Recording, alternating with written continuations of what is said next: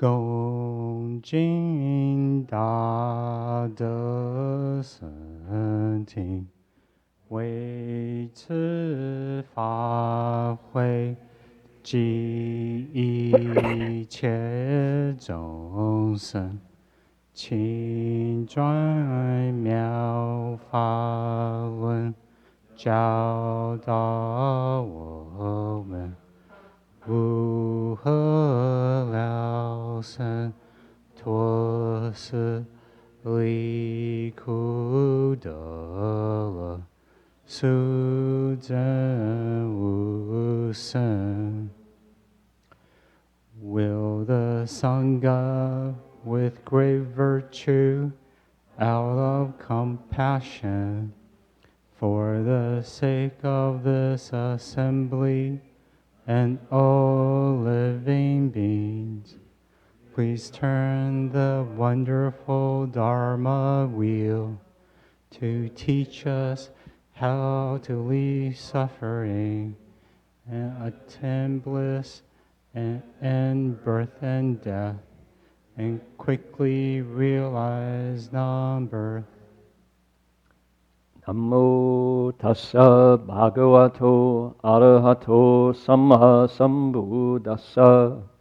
Namo tassa bhagavato arahato samma sambuddhassa. Homage to the blessed, noble, and perfectly enlightened one.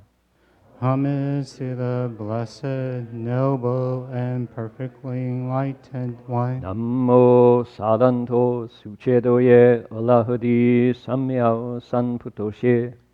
Namo Savanto Suchedoye Alahadi Samao Sanputoshe. 无上甚深微妙法，百千万劫难遭遇。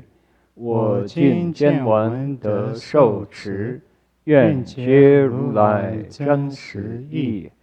Supreme and wondrous Dharma, subtle and profound, rarely is encountered even in millions of eons.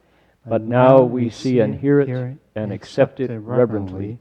May we truly understand the Buddha's actual meaning. Venerable Master, Dharma friends, good evening. Today is Saturday, September 14th here in Northern California. And my name is Heng Sure, and I'm delighted to be here. You're looking at my body. Where my essential energy is probably maybe over Hawaii at this point. I'm not quite sure. I'm going to suggest that behind Paul is a young man in a t-shirt who can't see. He's very short and Paul is very tall. Could he slide over one seat? He's okay there? Okay. I just want to be sure that he can see, because I see it peeking around, the big guy in front of him. Move over left one or right one, then you can see. Okay, and I can see you. Yeah, good. There you go. Okay, good stuff.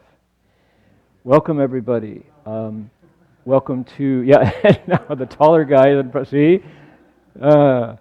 It's always in context, isn't it? Somebody taller is now sitting in front of the taller guy. Oh my goodness. So, welcome to everybody online. Especially grateful for our friends in Australia who are listening to my English and translating into Chinese for those of you who want to listen in Chinese. So my situation is I've gotten off the airplane about 26 hours ago. And of those 26 hours, I've been sleeping for a lot of those hours. So I guess if I were a car, I'm firing on about 3 cylinders right now. But with faith in the method and the process of requesting the attention of the 3 jewels, Buddha, Dharma, and Sangha, and all of your interest in wanting, like me, to know what's next in the 9th stage of the Avatamsaka Sutra, we will come up with what we need to polish. If I were mixing my metaphors left and right, I was a car a minute ago, now I'm a camera. If I'm a camera, all I have to do is open my lens, polish it, and let the light of the sutra shine through. and together we will enter into the ocean-wide flower garland assembly of Buddhas and Bodhisattvas. Speaking of which, put your focus on the title of the sutra there, and we're going to use the old percussion instruments, this one and this one, to invoke presence of the Buddhas and Bodhisattvas. We'll do it in Chinese. There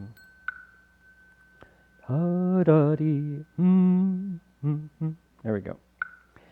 Namo Da Fang Guang Fu Hua Yan Ji Hua Yan Hai Wei Bo Pu Sa Namo Da Fang Guang Fu Hua Yan Ji Hua Yan Hai Wei Bo Pu Sa Na Da Fang Guang Fu Hua Yan Ji Hua Yan Hai Wei Bo Pu Sa Na Da Fang Guang Fu Hua Yan Ji Hua Yan Hai Wei Bo Pu Sa Na Mo Da Fang Guang Fu Hua Yan Ji Hua Yan Hai Wei Bo Pu Sa Na Mo Da Fang Hua Yan Ji Hua Yan Hai Wei Bo Pu Sa.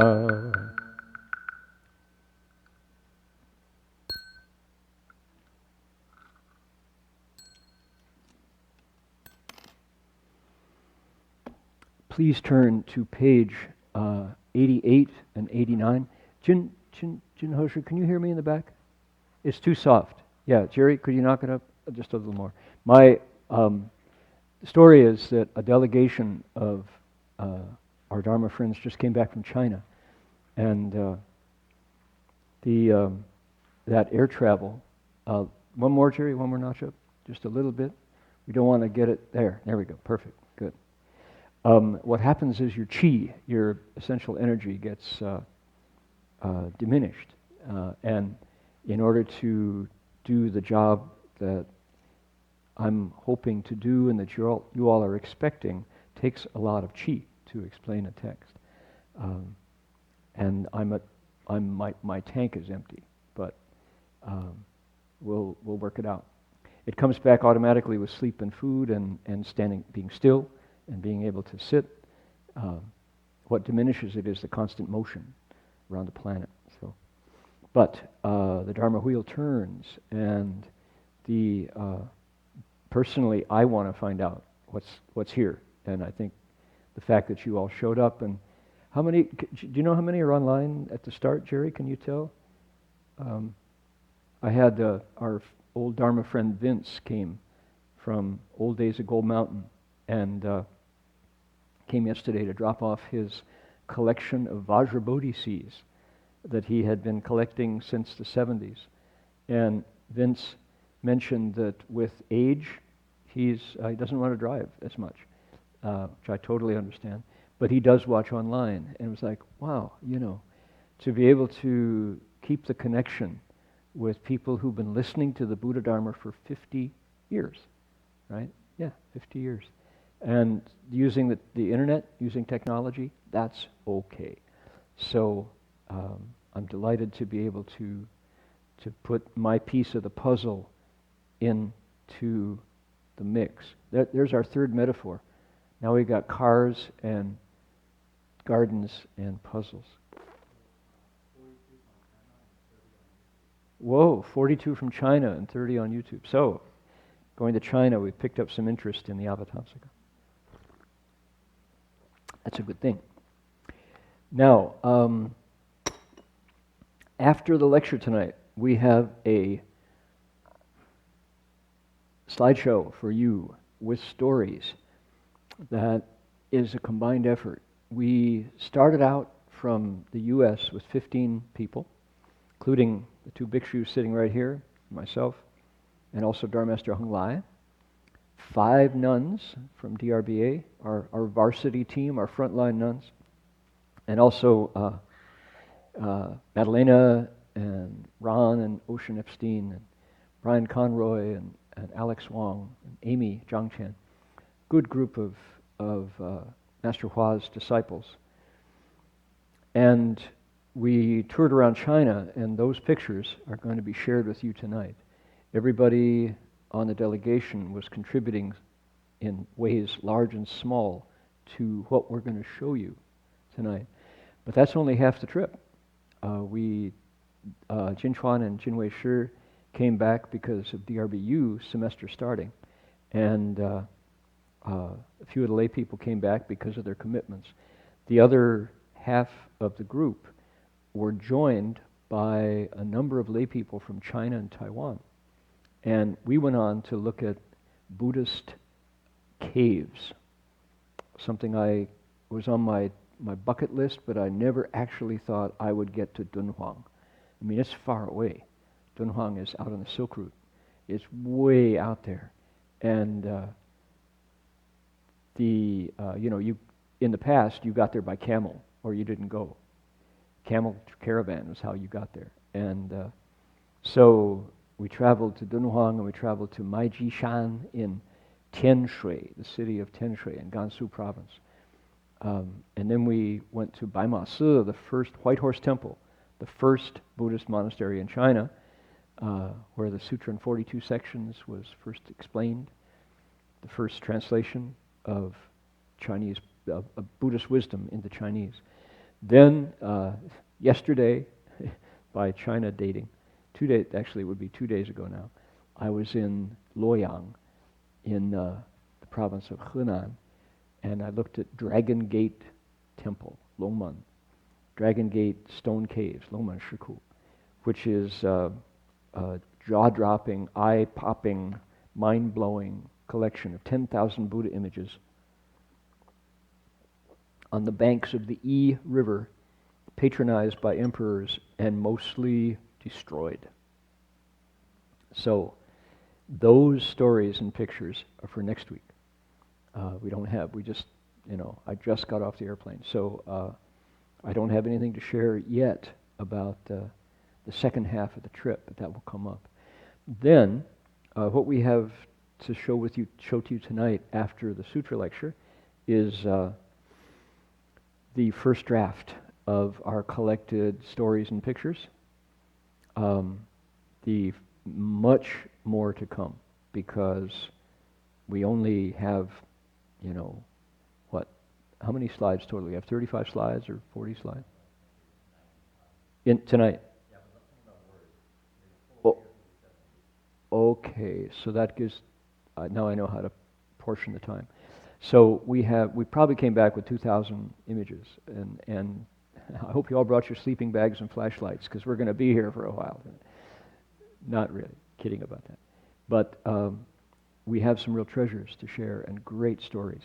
We looked at Buddhism in China, and Chinese Buddhists looked at Master Hsuan Hua's delegation. So it was mutual learning, mutual sharing, and many of you, and I'm looking up in the balcony, many of you have covered this ground that we traveled. You've been there before. Some of the young people, I hope, will be inspired by what you see to want to go yourself later. So this is a report on Buddhism in China in 2019. And we met with many of the current abbots of the significant, important temples in China. Because why? Many of the people who we visited this trip were here in October for Master Hua's centennial. So if you were part of that celebration of Master Hua's 100th year back at the San Francisco Library, you met the monks who hosted us this time. This was our return, our reciprocal visit, paying respects at their invite, since we invited them to the U.S. So our relationships went deeper by one level, and we'll share those stories. Okay, so that's coming up at 9 o'clock. We'll do that from 9 to 9:30. Maybe, I think, I'll stop a little earlier, actually, probably a quarter of 9 to do the slides. Alrighty, please turn in your sutra text to page 88 and 89. Basha ba basha choye. I'm going to start back at the start of the verses. We're now in the repetitive verses part. And for those of you who may not have listened in to a sutra lecture before, mostly the way these work is there's a prose section, which is normal talking. Then the very same teachings get repeated, but it's done in verse. So it bounces. It goes thump, da thump, da thump, da thump.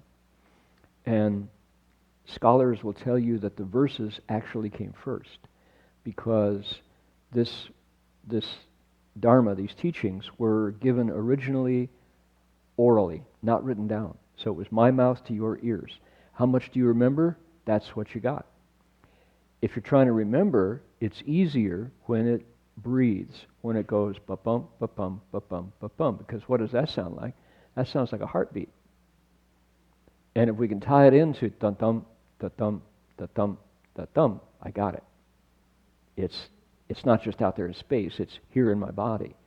So the verses go deeper, they're easier to hold on to because they bump. They go ba-bum, ba-bum, ba-bum. Then later, they were extrapolated, they were extended into grammar with the words that stitch it together into a normal conversational flow. So that's why some people will tell you that the verses are older in terms of writing. When they finally were committed down into print, they got extended. What did the Buddha speak? Well, the Buddha was speaking from his heart. Dharma that the sutras, you could say, are coded in deep inside. They certainly weren't read from a book. So the Buddha presented as people could hear it, and particularly in our chapter, we understand that the Buddha spoke it in many, many, many, many languages at once. Whatever people needed to hear, to understand, that's what he spoke in. Okay, that's esoteric, that's out there, right? We're going to find out how it happens. Okay, we are in the Avatamsaka Sutra, the Flower Garland Sutra, Dafang Guangfo Huayan Jing. We're in a chapter called the 10 Stages, Shi Di Pin. We're in the 9th of those 10 stages. We're almost done. We're way at the end. And we're at the end of the 9th stage, the verses part. Okay, so we got our focus down in.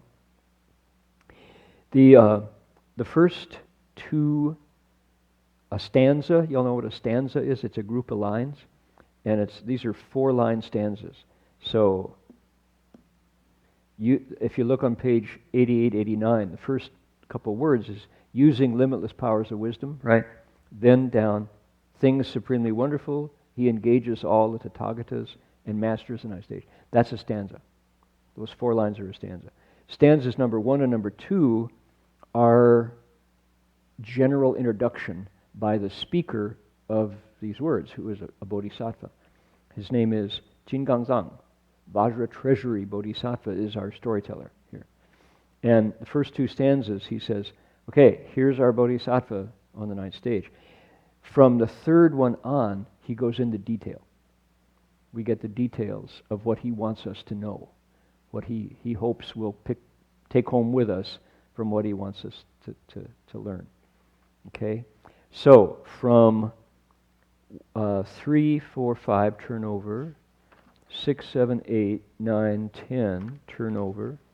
11, 12. Over to stanza 12, he's preparing. What is this chapter? This is lessons. This is what the Bodhisattva himself has been studying here. Because the 10 grounds, the 10 stages chapter is instructions. It's, you want to be a bodhisattva? Here's how. And this is the particular level, right? This is, for example, the best example would be when you and I went to school, we had math and science. What was math? Math was, back in grade school, was what? Addition. 2 plus 2 is 4, right? It was subtraction. 7 minus 4 is 3. It was multiplication. 3 times 3 is 9. And it was division. 12 divided by 3 is 4. When you mastered that, you were ready for what was next? Geometry. What was next? Algebra, right? Arabic, mathematics. If you went beyond it, I personally didn't. That's as far as I got in mathematics. But some people went to calculus. Some people went to trigonometry. Some people went to advanced calculus, and then way up into math. But the way up into math was all based on the basic things you do with numbers, 0 to 9, right? 0, 1, 2, 3, 4, 5, 6, 7, 8, 9, 0. That was the building blocks. Our bodhisattva is doing exactly that. He's been getting the basics in all the grounds from 1st to 5. That's the mathematics. That's the 0 to 9 of what he's now doing. Once he learned 1st, 2nd, 3rd, 4th, 5th ground, he got to number 6, and number 6 was when he took off into the air to do advanced stuff. 6, 7, 8, inconceivable, amazing stuff. The ground 6, 7, 8. Here at 9, he is what's called a Dafasher, a great Dharma teacher. And he's able to use all the things that he's learned now to send it out to teach. But he's still learning, right? He's still a student. He's learning new levels of what he was using before, but his job now is very different from what it was in 1, 2, 3, 4, 5, 6 and 7, 7 and 8 and 9. Wow, he's teaching. When we get to 10, which we're going to be really quick, you notice that once we're done with the verses, which happens on page 97, we're ready for the 10th stage. And the 10th stage is called the Dharma Reign. And he, at this point, well, I'm ahead of myself. I'll just give you a preview. The Bodhisattva is very close to being a Buddha at this point. His ability to teach and the Buddha's ability to teach are not that different. Who is a 10th stage Bodhisattva? Earth Store, Earth Treasury, over here, is a Bodhisattva who has already gotten to this level. And he's first of all, he never quits. He never has a bad day, never gets moody and decides to give it up, maybe move to Palm Springs. He doesn't. He's always encouraged by even little bits of progress. One living being pulled out of confusion, he's had a good day, So the 10th stage is truly inspirational. We'll get there maybe by October. I think we should be done with this in a couple weeks. We're ready for the 10th stage then. That's to come. Meanwhile, we're back on our 9th stage, and back to stanzas 13, our Bodhisattva is absorbing the instructions of the 9th stage. When we get to the next one, he starts teaching. And the rest of those verses talk about the amazing stuff you can do once you're at this level. Okay, so far so good? Everybody still awake here? We're gonna, let's do the first 2 stanzas. Put our palms together, and stanza in Chinese, Wu Liang Zhi Li, and then Zong Chi San Mei. Let's do those 2. I'll give you a line and you give it back to me. Here we go. Wu Liang Zhi Li Shan Guan Cha, Zui Shang Wei Miao Shi Nan Zhi, Pu Ru Ru Lai Bi Mi Chu. 利益众生入九地. Okay, second stanza, ready? 总持三昧皆自在，豁大神通入众刹，立志无为不攻法，愿力悲心入九地. Yes, good stuff. That's the original sound of the Chinese translation of the Sanskrit, which was written down from what the Buddha spoke originally. So we're in, with the Chinese sounds, you know, Wu Liang Zhi Li Shan Guan Cha, we're hearing version 3 of the Avatamsaka in the world that exists. When we get to the English, it's version 4. Think about that. There's a fourth version.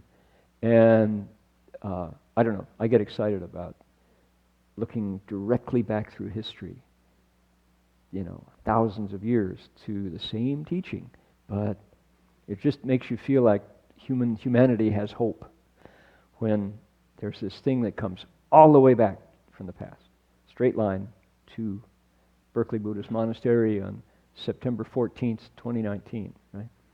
Okay, ready for the English? We'll read it together, and we'll do those same two stanzas. Remember how, okay, pause. Reading together requires a tiny bit of technique here, which is what? Look at the grammar, look at the punctuation. Using limitless powers of wisdom, see that comma? That's a breath. There's a white space, we take a breath.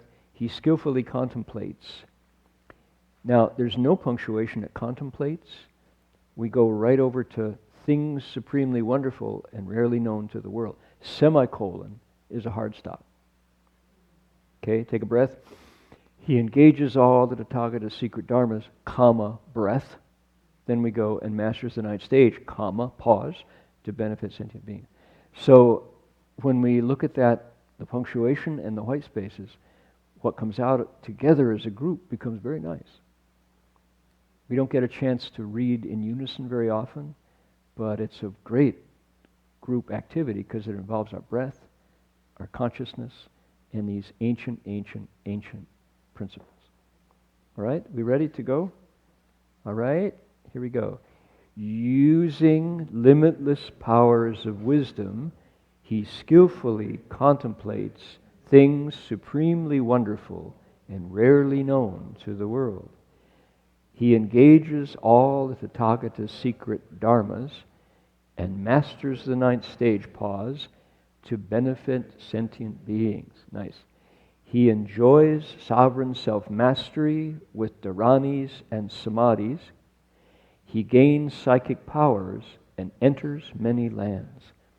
With powers, wisdoms, fearlessnesses, and the unshared dharmas, with vows and a compassionate mind, he masters the ninth stage. All right. Want to say, as we always do, that the pronoun he is non-gender specific. If you want to make it she, go right ahead. It's the same. Bodhisattvas have the ability to swap out bodies and genders. How much the more can they go beyond even humanity to other species, right? Other Dharma realms of being. So how much they can, certainly male-female is not a barrier to the accomplishment of this teaching. All right, so far so good. Here we go. Using limitless powers of wisdom, which he's cultivated from the start of the 10 grounds, he skillfully contemplates, which means what? Looks with his mind. So he sees with his eyes, but yeah, a contemplation happens, is an image in the mind. He's good at it, skillfully. He's good at looking in his mind at what? Things supremely wonderful and rarely known to the world. Oh yeah. How much of that is on YouTube? How many kitty and puppy videos can you watch and still be skillfully, supremely wonderful? Well, a lot. Some of the most supremely wonderful things that I've seen happen on Dodo. The Dodo, you know the Dodo? The Dodo is a animal kindness web site, right? Channel. And They're the ones that get a million hits are dogs found under a bush having been hit by a car and pretty much all given up. The light is out of the dog's eyes, and some kind person comes along and pulls the dog out from the bush and gives it a hug and takes it back and sets the leg and gives it some water and takes the mange off its fur, and like 6 months later, the dog is like, whoa, he's all beautiful and shiny, and that light is back, and he's smiling, and and there seems to be an endless stream of kind people who rescue animals, and the dodo on YouTube is supremely wonderful. That never fails to warm your heart.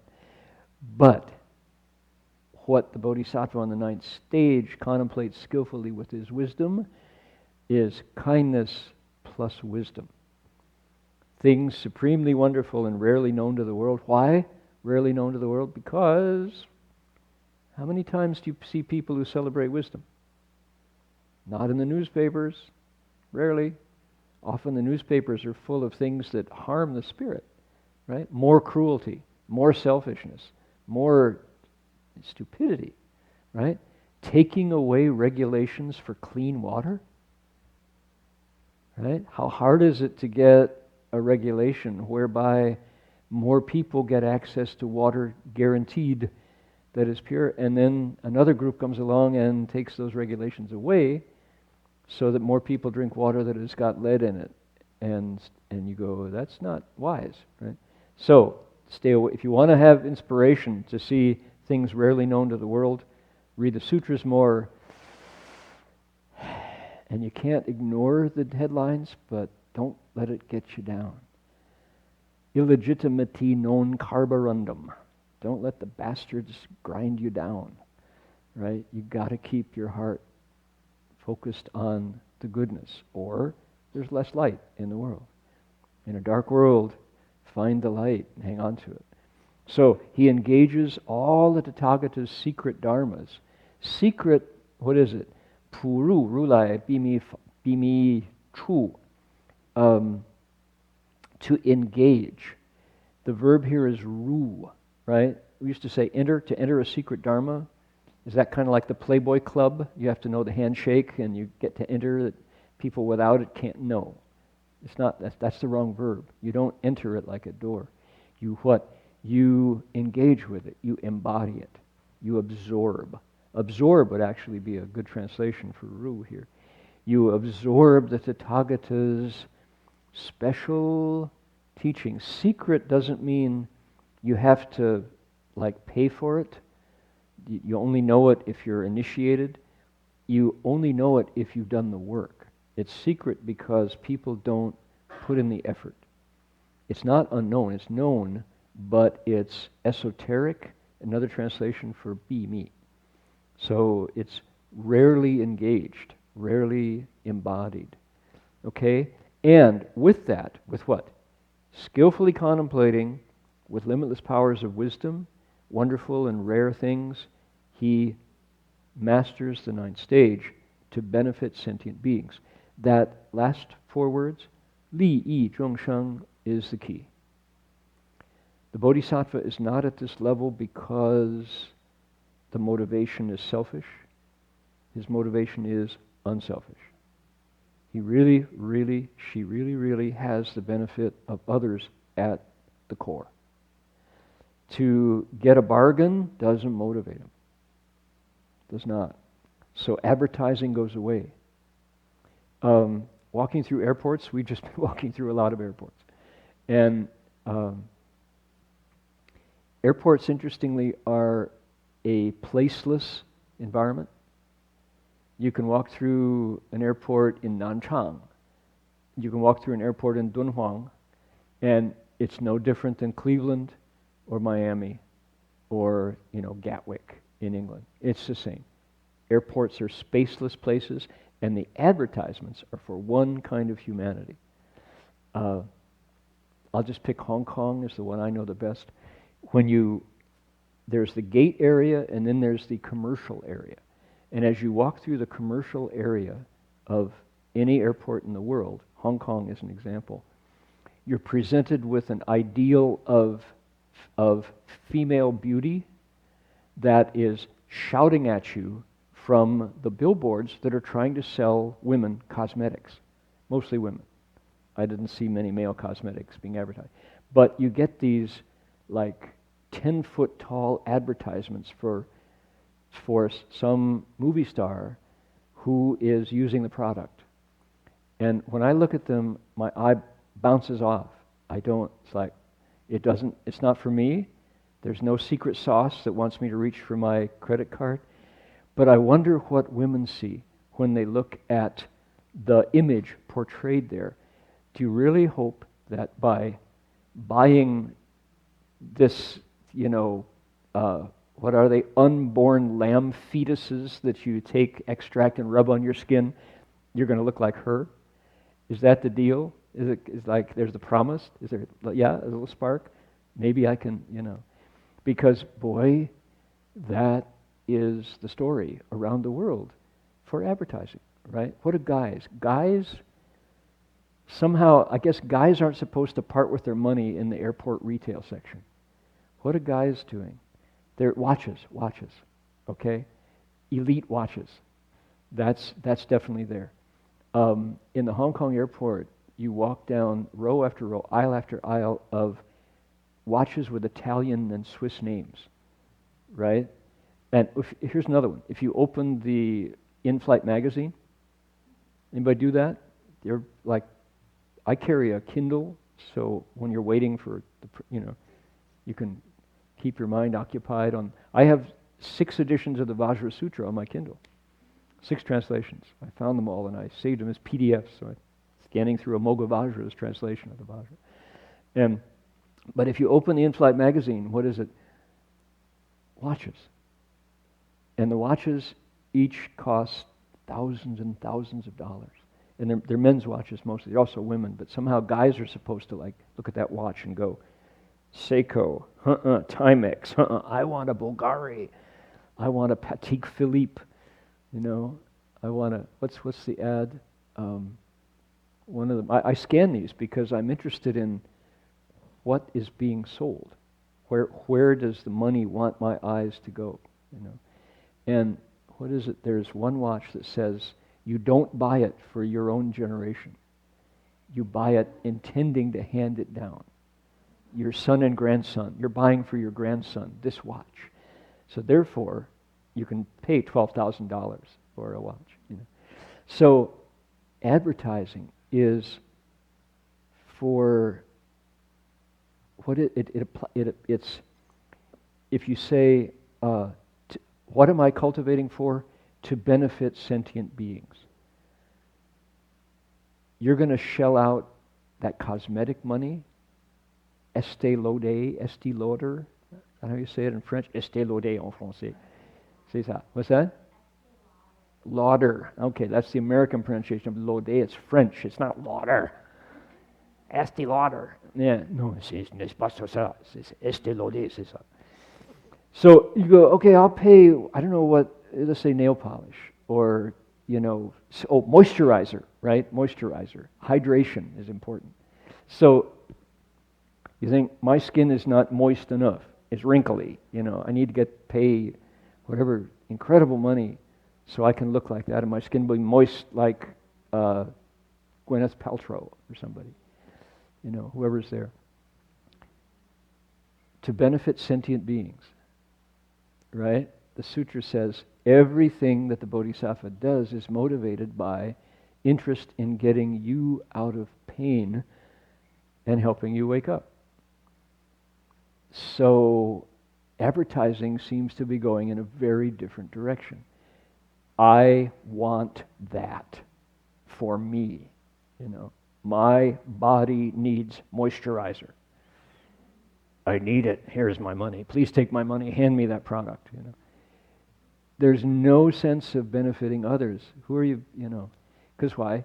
If you watch, the product is going to change next month. There'll be something else that's given to you with the same glossy, bigger than life-size image to go right to your greed and say, you need this to be complete. You won't be happy unless you own that Patek Philippe or that Rolex, you know. Oh my goodness. And then when you're on the airplane, the faces are Chinese, if you're heading for China, you know. And the new masculine image for Chinese men buying the Rolex is very fascinating. They're always these tough-looking guys. These guys are very military-looking characters who, you know, they look like they could break you with a finger because they've mastered Chinese military kung fu, and there they are in a three-piece suit, you know. And they've got the Rolex. All the symbols are there, you know. Now, if you're wearing a Rolex, don't feel guilty. Gwaji, you're off the hook. You're okay. You've had that. I know that watch. You've had it for a long time. It's okay. You're a tough guy all by yourself. So you earned that Rolex. But here they are. The faces change, but the product is the same. And it's the same in Cleveland as it is in Montreal. It's the same in Paris as it is in Melbourne. No different. There's a global culture of greed promoted by advertising that tells us that this brand improves your life, makes you a quality branded person. Okay, we have somehow done this worldwide, and you know what? It's not true. I'm here to testify that you're the same. I'm the same with or without the product. I'm no different. Except my wallet's a lot lighter because I've just handed over all this money for the brand that is completely external to how I am as a person. It's not any different. And yet, if you're wealthy, you can afford this stuff, it gives you a feeling, right? And among other people socially, buying the right Ming Pai makes you a better person, the right brands, somehow. It raises your status. People, animals, go for the alpha. I'm standing on my deck in Australia watching the alpha turkey show up at the birdseed bowl. And guess what happens? When the alpha turkey shows up, all the other turkeys back off. And I look at the alpha and I think, what is it about you? Those turkeys all look alike. You know, but they don't. They are the other turkeys look at that bird and know he's the one. He gets to the bowl first. So what do? Humans do the same thing. We put on symbols that put us in another category of hierarchy. Pack animals. We are pack animals, and the name pecking order was built for that dynamic. So how do we distinguish? Maybe my mocking commercial culture is not wise. Possibly humanity needs some way to tell who comes first, who comes second, who comes third. Right? Notice that among the Sangha, check this out. Here's an old society. In humanity, the Buddhist Sangha. The Buddha, being a prince, he was in the Indian society where the caste was everything. He was the second caste, the Kshatriya, which is the warriors. And they go second after the Brahmins. But among the warriors, what did the Buddha do when he became the Buddha? He got rid of any external sign. You line 100 monks up, you will not find any monk who externally has a single sign of pecking order, superiority over any other monk. Isn't that interesting? That's one of the things about the Sangha is pecking order is gone. What did he do? Who came first walks first. Seniority. And I will forever stand and walk in front of Heng Lai because I took precepts 30 minutes before he did. Ha ha ha. He's older than I am by 3 years, but I walk in front of him. He's way taller than I am, but I walk in front of him. Right? 30 minutes. And so if you take refuge, if you take precepts at the same time, you go by who took refuge first. You go back to when did you become a Buddhist first. So I took refuge before him too. Although he came to Gold Mountain, he came to Buddhist Lecture Hall before I did, but he ran away, hui lai, then came back, and I'd already taken refuge. So look at the Buddha in his wisdom getting rid of all those name brands or any distinguishing mark whereby you're visibly better than any other human being. Boy, the turkeys, whoa, that boss turkey, they get out of the way when he shows up because he's, I don't know, whatever the turkey distinguishing marks are.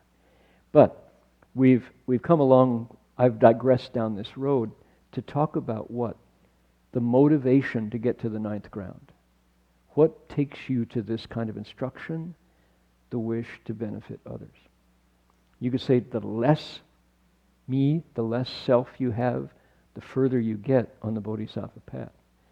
And if this all seems like total airy-fairy kind of fairy tales for you, maybe it's because I have a bigger investment in me coming first.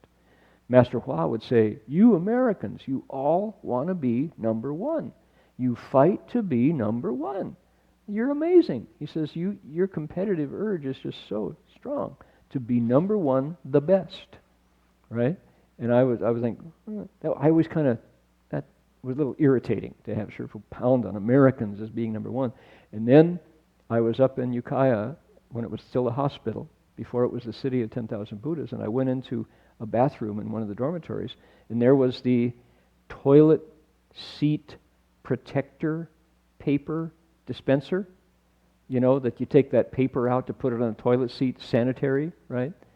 Anybody still ever do that? You get dispensed the toilet seat protector, so it's a public toilet seat. You don't sit down on a wet toilet seat. And what did it say? It said, first in quality, first in authority, you know. First in quality, first in protection, first in quality. The toilet seat protector paper company was selling me number one, the best toilet seat protector, number one. Like, oh boy, we really do have that deeply in our psyche that we want number one. We do. That's how we build it. And what is that? Pecking order. Somehow humanity, particularly certain cultures, insist on knowing who comes first, who's got the power. If it's a fancy watch that you hand off to your grandson, if it's, I think the turkey was the red on his neck. Turkeys have this yellow band, and if you had a bigger red collar, you were the Laoban, the Laoda, you know, the number one turkey. So, how interesting. That would be a good master's dissertation. Anybody's looking for a topic, right? Dharma, what would it be? Towards a Dharma theory of social hierarchy. That's how we write it. Towards a Dharma theory of social hierarchy, distinguishing marks in the Avatamsaka Sutra. And no, how the Buddha's skillful means, removing external markers of hierarchy in the Buddha Sangha, something like that.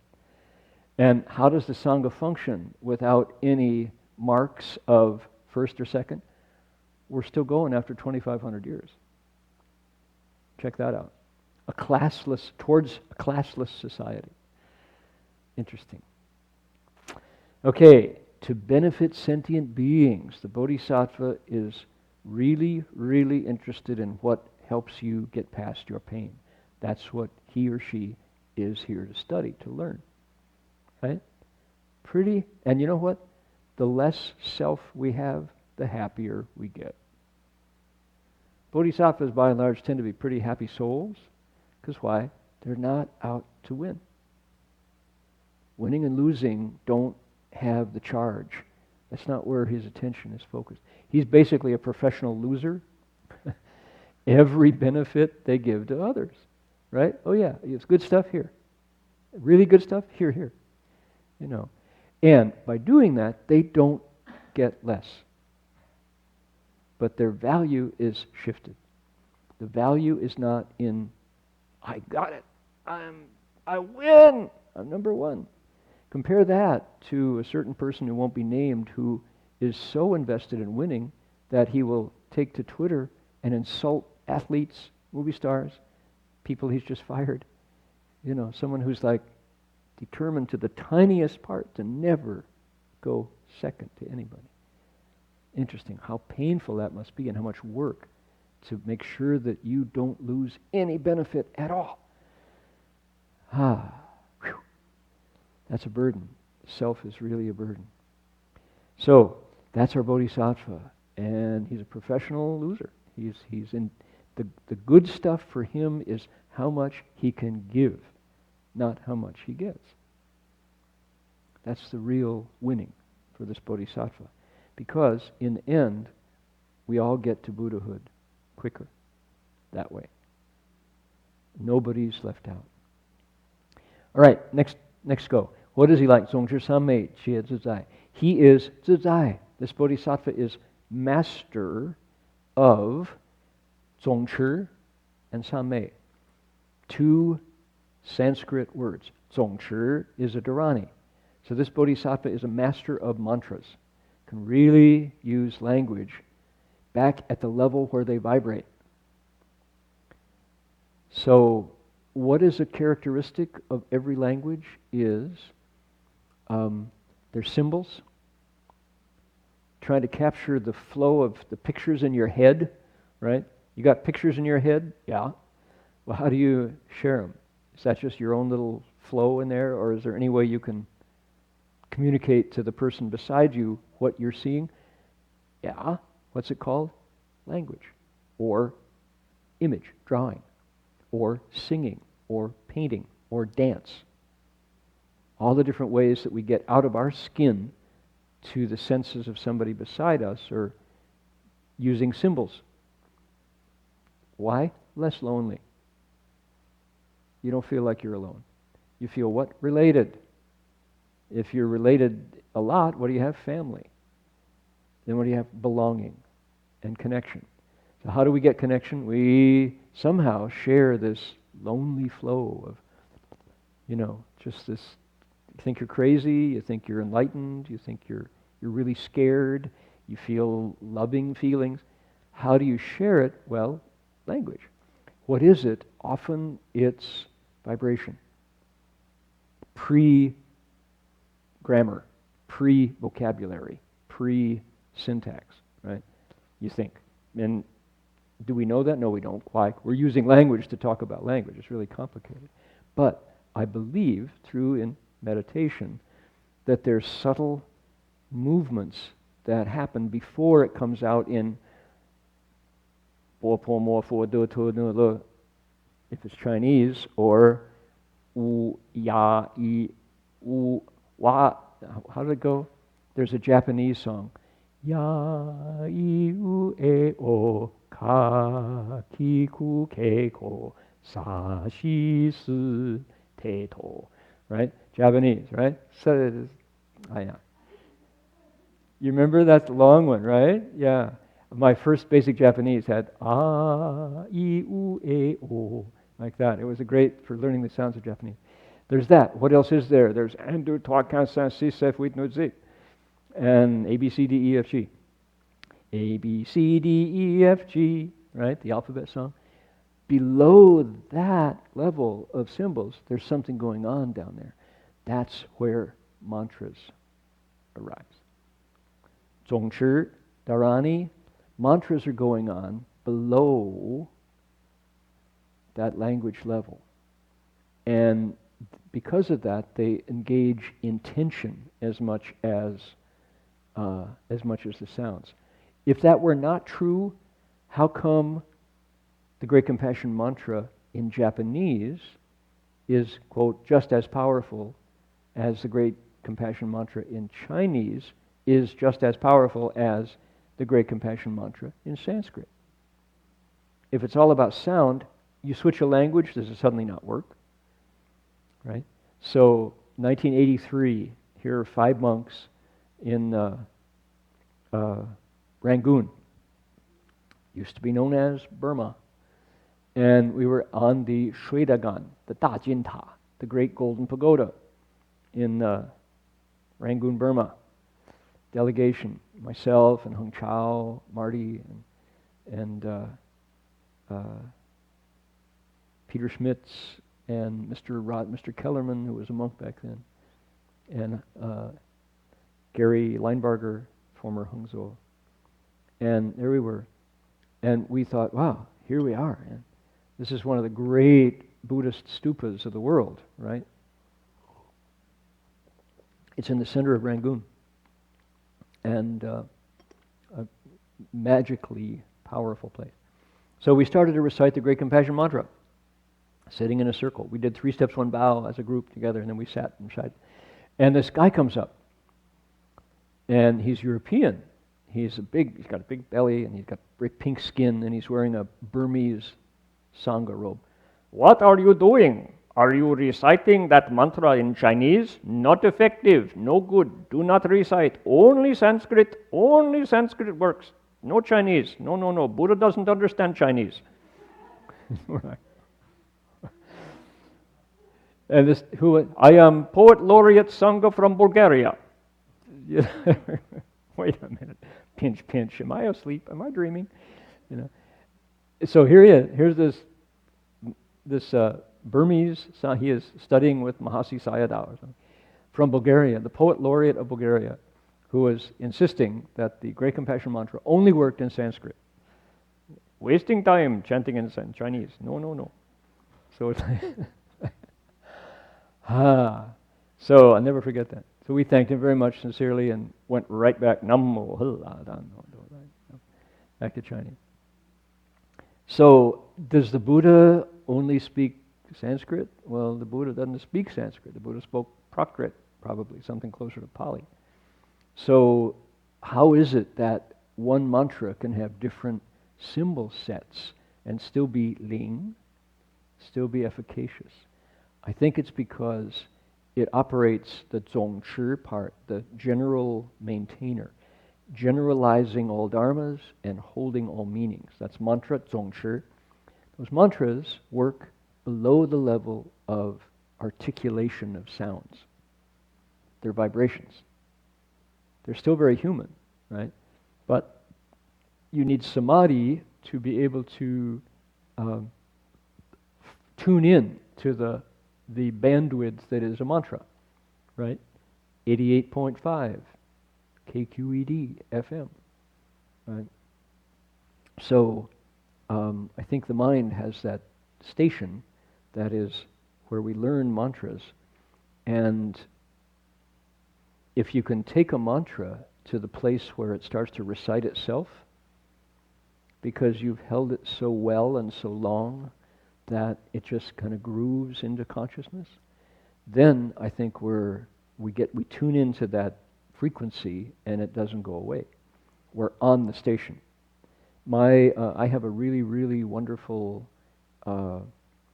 tri-band radio that's AM, FM, shortwave, right? And the shortwave, remember what great fun it was traveling around the world to be able to get a station from around the globe. This is before the internet. And have it be reliable and then lock onto the frequency.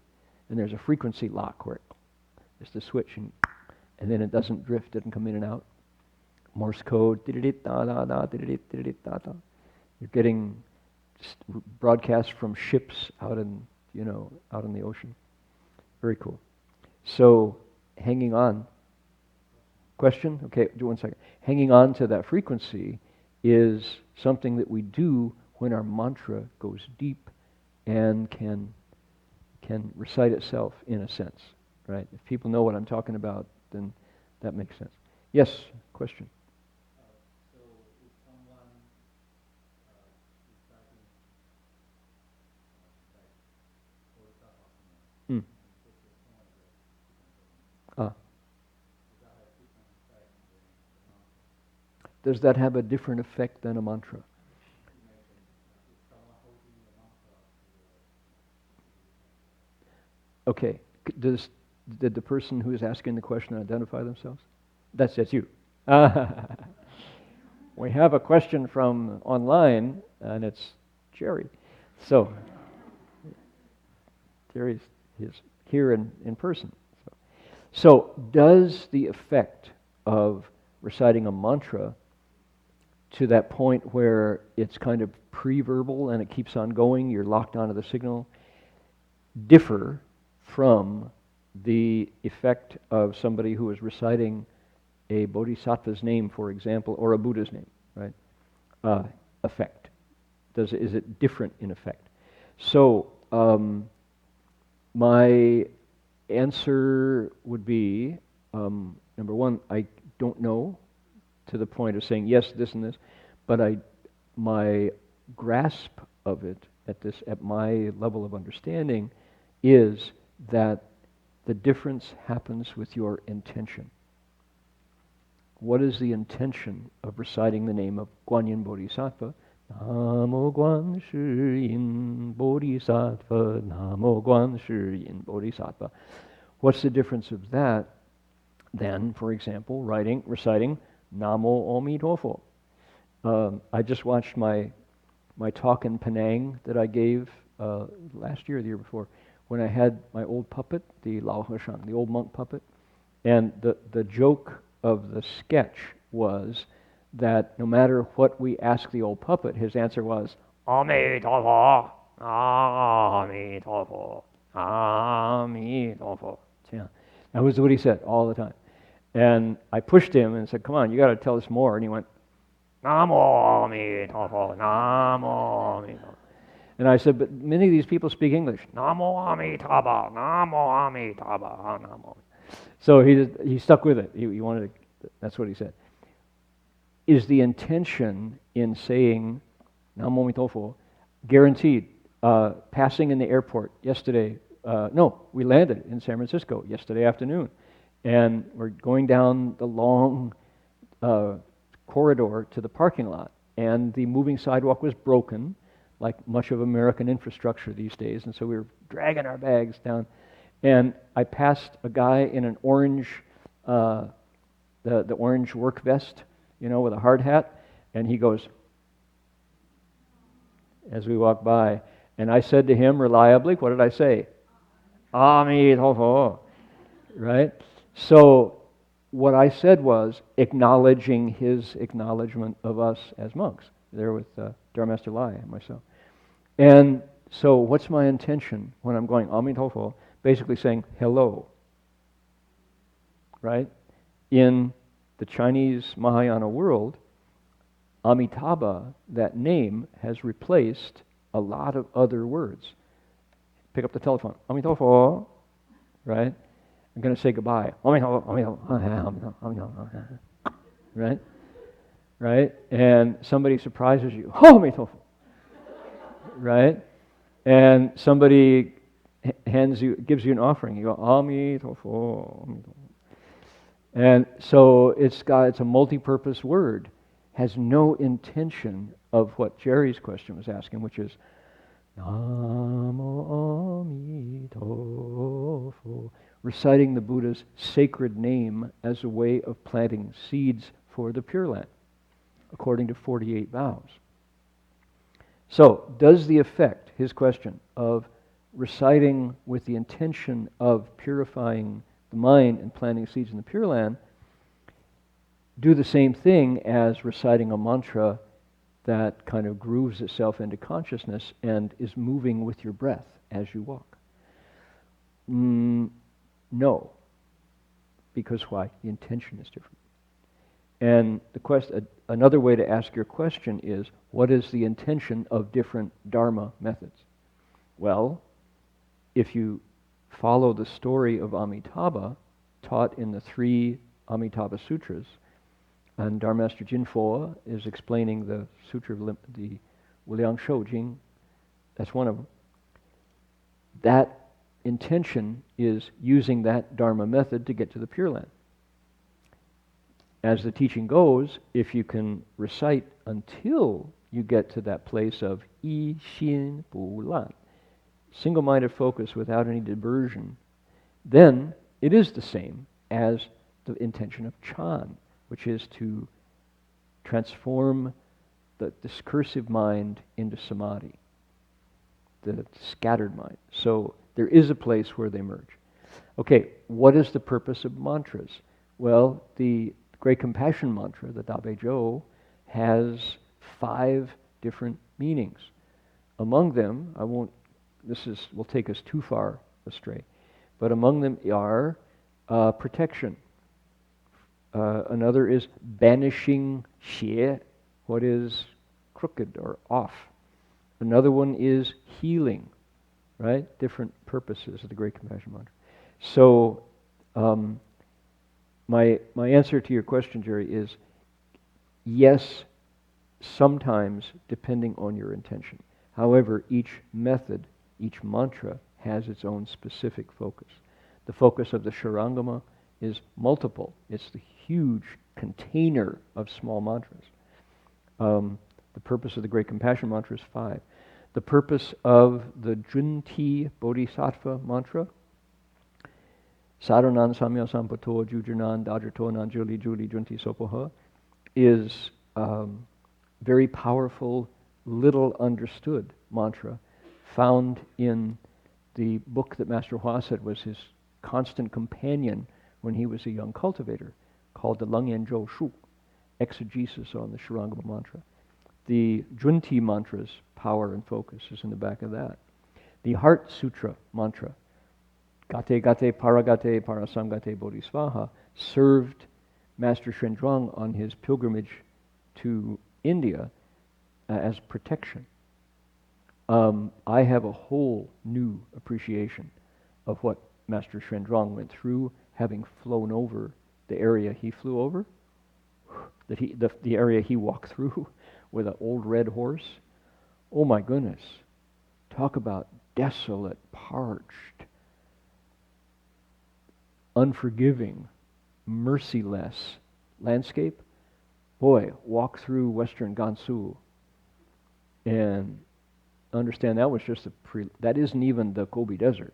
Gobi Desert's further on. It's even less is at the Himalayas, you know. What an incredible journey he took. So, that's my answer. Okay, he enjoys zizai, sovereign self-mastery, with that place in his own mind that precedes language. He can do that. Huo da shentong ru zhong cha. He gains psychic powers. That part of his mind is now awake, and he enters many lands. He can transform his body, her body, in the ability to go to different Buddha lands. Again, accomplished in his own mind. He travels to many lands without moving an inch, right? What else does he have? Li, the 10 Buddha's strengths, powers. Zhi, the 4 wisdoms. Wu Wei, the 19 kinds of fearlessness, right? Bu Gong Fa, the 18 special Buddha Dharmas.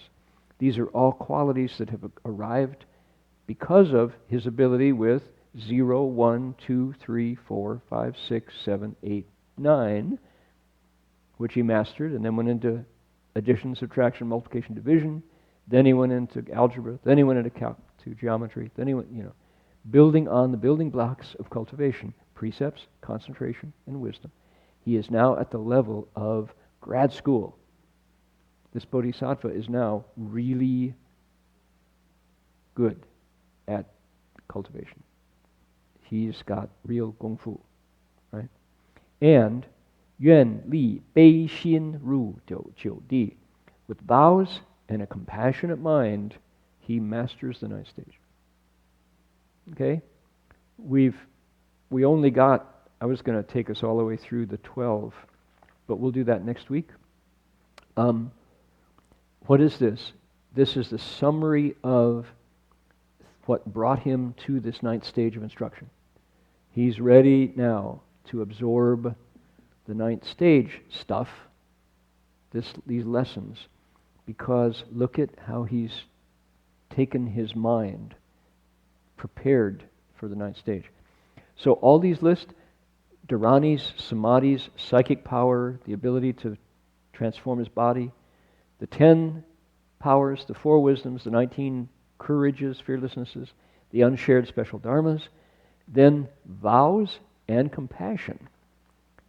All of that laundry list of skills all happened in the Bodhisattva's own body and mind. in your body and mind that you're sitting with right this minute. That's where these changes take place. And what's it like? Could I see the hands of people who've ever made bread? Bread makers? Okay, quite a few. All right, so this works then. Before you make bread, you have flour. You have sometimes yeast if you're making yeasted bread. You have water. You have some sort of sweet, maybe sugar, maybe honey, maybe something else. You have baking powder, if you have that, And if you're going to add in, raisins or, by the way, I like raisin bread. Hint, hint. Raisin bread's good. That's going to come back and bite me. I shouldn't have said that. So, anyway, there you go. And you spread it on the counter, and you got like mussels, And it doesn't look like bread at all.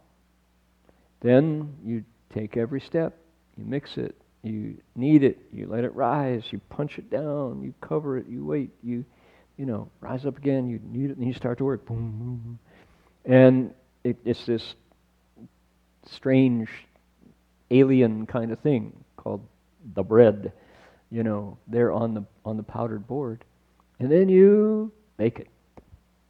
And when it comes out, suddenly it's called food, the staff of life.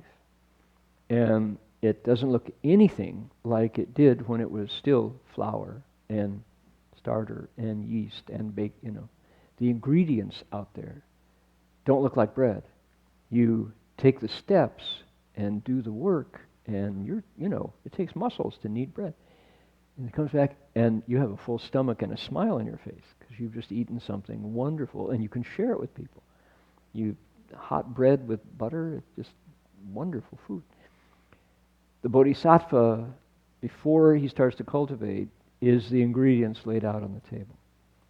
But at this point, it's already bread, and it's nourishing. Right? He's ready to use what he's come up with to feed people. That's the ninth stage. So what's the difference between the ingredients and this list of his abilities? The skill and the work. No different. Right? So our bodies and minds are the flour and the yeast and the water. But the stages 1 to 9 is the bread making.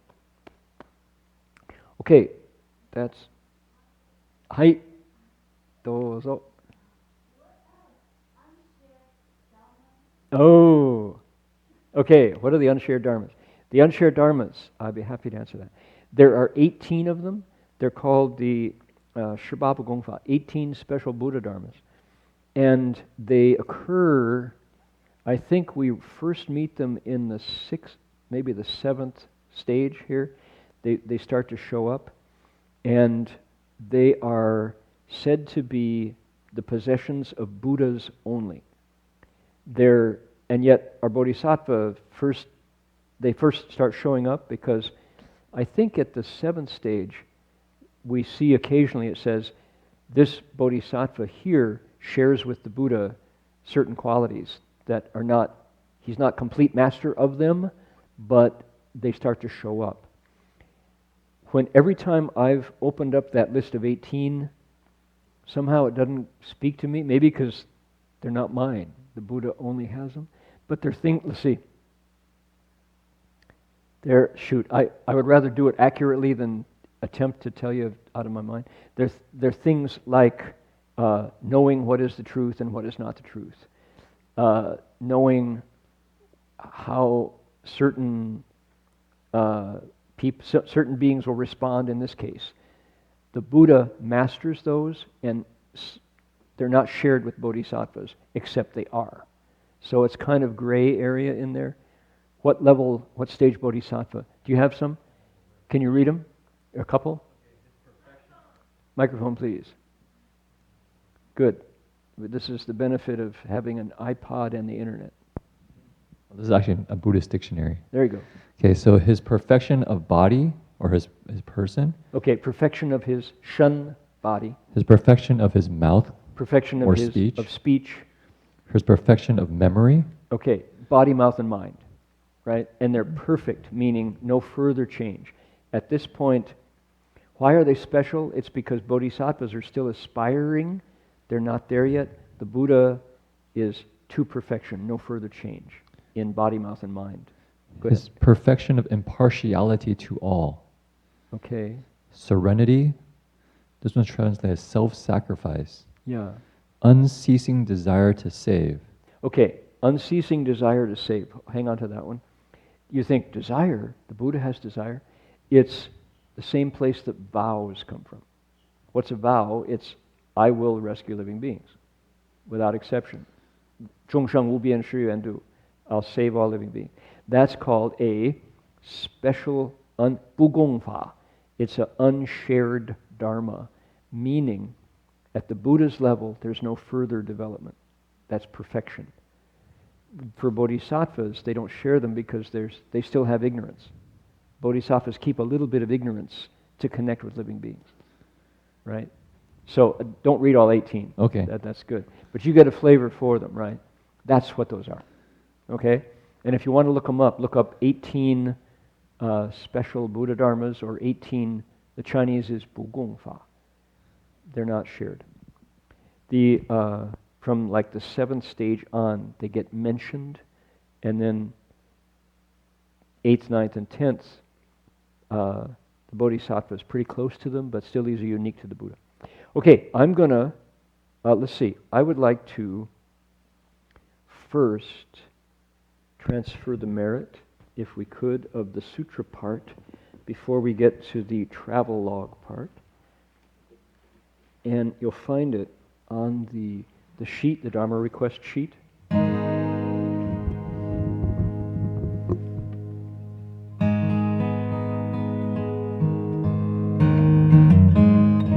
Doesn't that sound good? That's a 12-string guitar.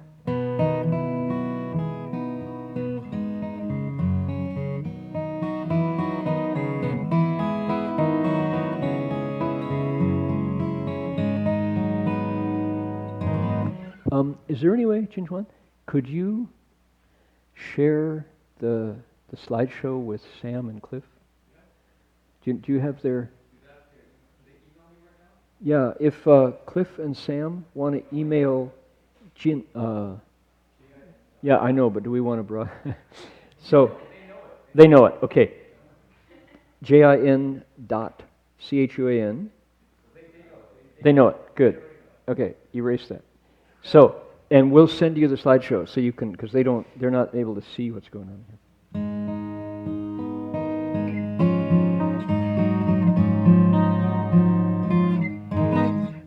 Dedication of merit, you make a wish and send it out with that place that is pre-language in your mind. Okay, here we go.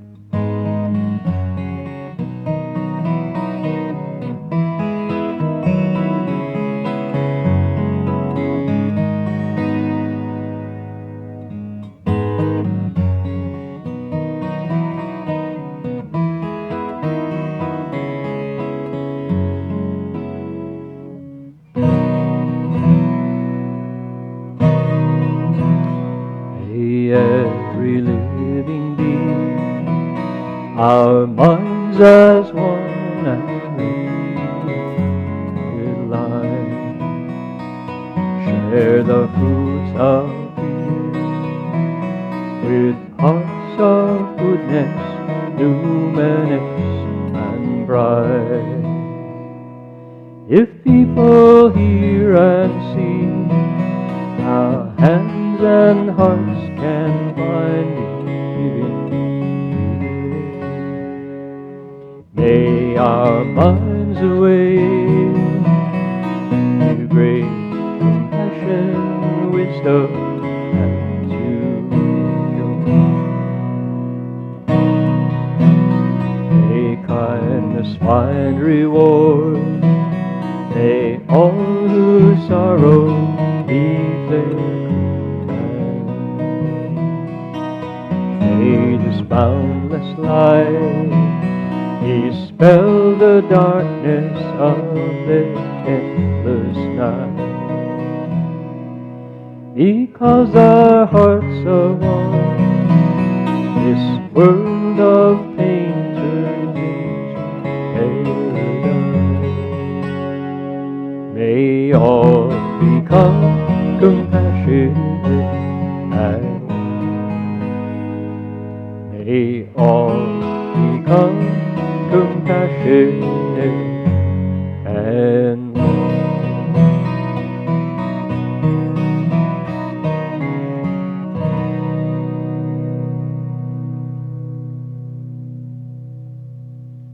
that sounds a little bit like a harpsichord in a way.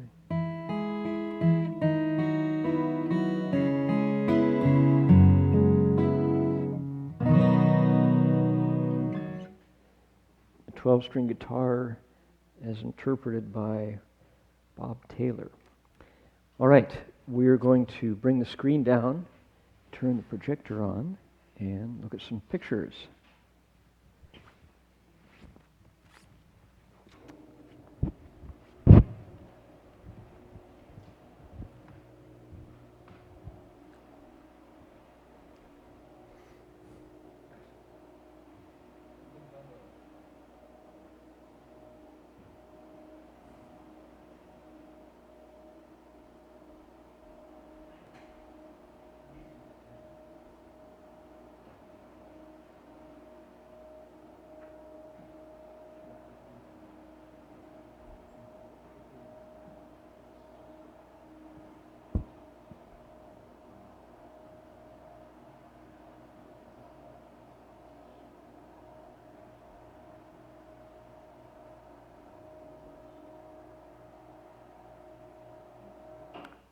Jason, would you turn out the lights right behind here? It's the second switch on the right before the door.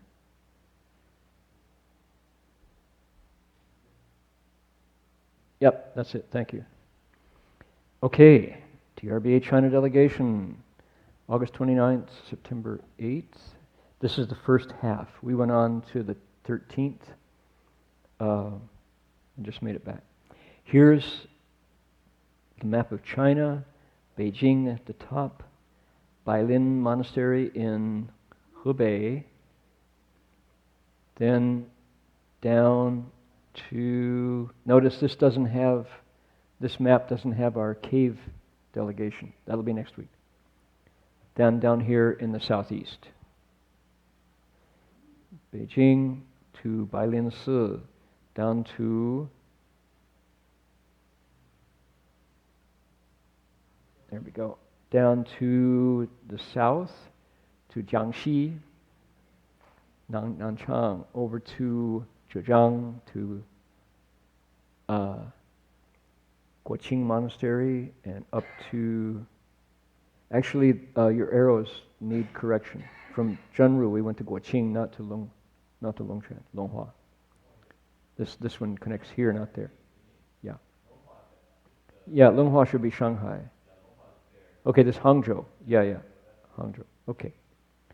We visited the Tongzhanbu in Beijing. This building is where 2 Chinese emperors were born. This is the residence of the Empress Dowager, Henry Puyi. This is the last of the Qing dynasty. Notice this is Manchurian script here. Am I able to make this bigger? Oh yeah, that's Manchurian.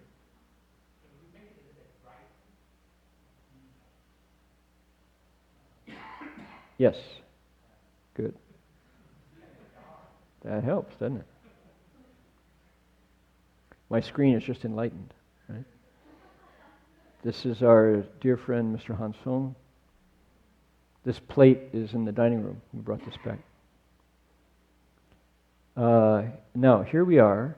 The gentleman here is Dharma Master Puzheng. Dharma Master Puzheng is the secretary of the Buddhist Association, which governs all of Buddhism in China. And he is their international secretary. And he's done it for 20 years, and he's never gone out with a delegation except ours, he said. He went from beginning to end. He hosted us all the way through. Master Pujung has been here to BBM. He's been to CTDB, and he's we consider him a Dharma friend now. You see, here's Ron, Madalena, Ocean, Alex, and Miss Law, who was also our host for where we went. Our next stop was Guangji Si, the Buddhist Association. Dharma Master Heng Sure.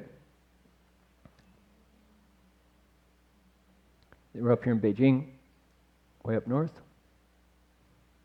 This is Master Heng Sure, the current vice chair. There isn't a chair right now. He's the Fu Huizhang of the, what's that? Deputy, is that the word? Okay, not vice, deputy chair. And this is the great reception hall at Guangji Si, where all of the business, where Buddhism and politics interact, where they cross over. This is Mr. Liu Wei, who is the secretary of the Buddhist Association. He has also been here. He very much likes the cooking of our cooking crew. He really likes the desserts that we serve here. This is a Buddha character, Fo Zi, written by Master Heng Sure. And this is our group.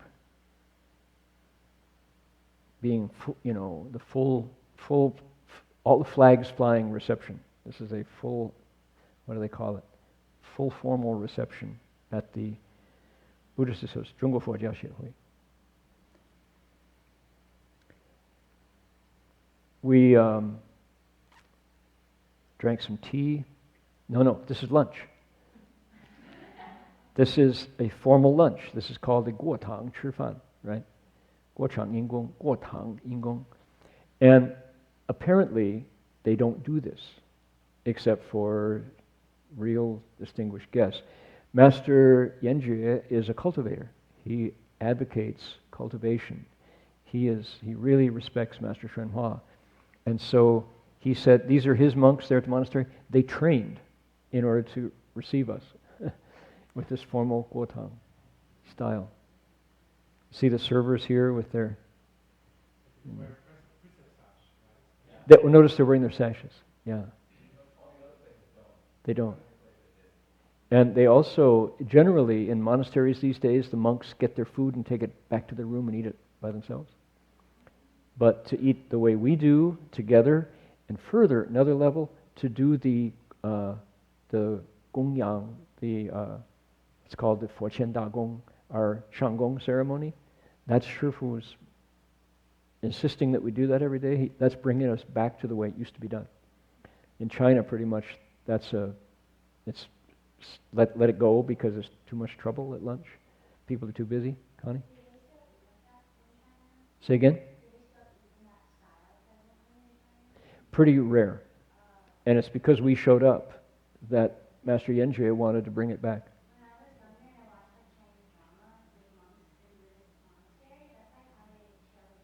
Yeah, this is kind of a symbol of how everybody knows it should be, but they just kind of let it go. Right?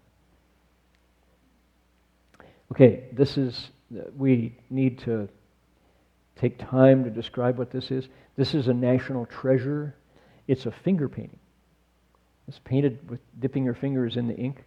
This is in the back of Guangji Monastery, the back of the main Buddhas. Here is, notice the elephant. This is the elephant. This is the lion. Here's the elephant's trunk right here. This is Samantabhadra. This is Manjushri Bodhisattva on his lion. And all of, this is Kashyapa and Ananda. Sudana is over here.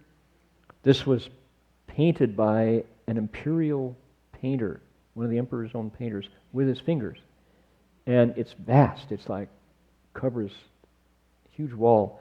And Master Heng Sure hit the remote and the curtain went up just like that to reveal this special painting because they don't want the light to change it. Mostly you don't get to see this. But anybody else have details? Yeah, this is only a detail of it. Vast, yeah. It's on, it's a fresco. It's on the wall. It's a wall painting. But the artist, is up on the scaffold like this with his fingers for days and weeks and months.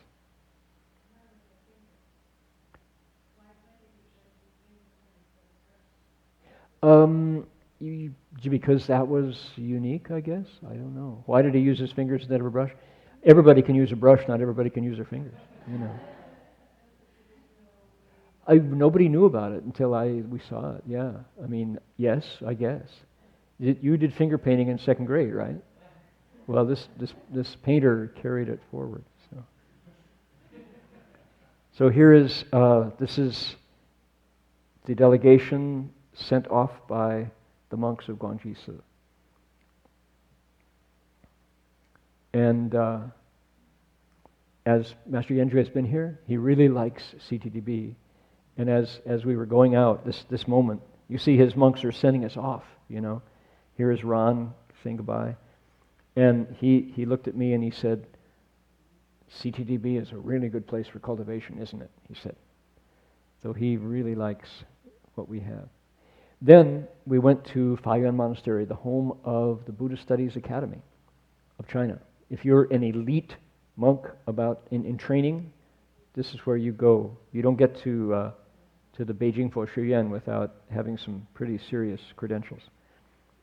Their current Yanzhang, their head is Master Songxing Fashi.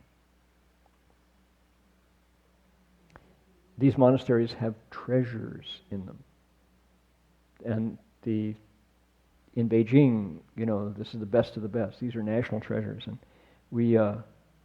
they were proud to show us the various special. This is the guanyin that is bleeding, that has liquid, right? This Bodhisattva has what they say sweet dew coming out of its. Nobody can explain why it has what looks like water all over the image. It's a very magical image. Okay, we traveled by bus to Bailin Si in Shijiazhuang. And Master Minghai, here it is. This is Hebei. Bailin Chan Si. Rebuilt by Master Jinghui. Had a formal greeting and we traveled. Here's Master Minghai. We walked in procession through the courtyards. Bailin Si. Did anybody remember Ted Berger's movie, his short movie called Jie, Precepts, and a movie called Shi, Food, Eating? Those are done at Bailin Si. Here is Dharma Master Heng Liang offering incense. We processed with the monks through the courtyards.